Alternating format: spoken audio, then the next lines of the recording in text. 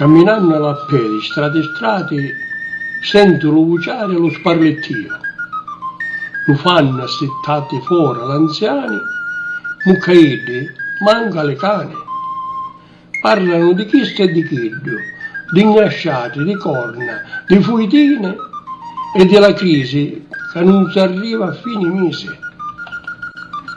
Camminando per la via, la testa ti sbadia. Senti lo cavolo di cucinato e resta allammecato. Senti cavolo di pesce fritti, di salsiccia arrostuta dallo fuoco, di pasta a forno già sfornata, di patate fritte e di carne impanata.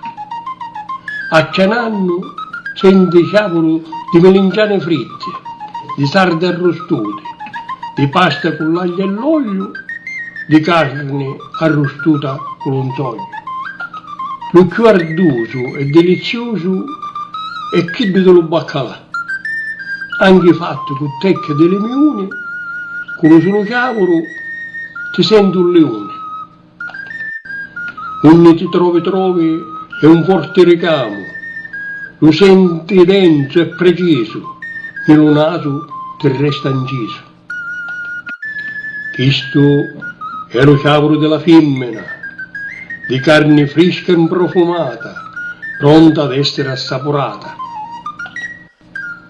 Lo naso ave l'odorato sopraffino, la femmina la senti pure di lontano, pare che la toccassi, quasi avario, sento lo suo cavolo e mi ricreo.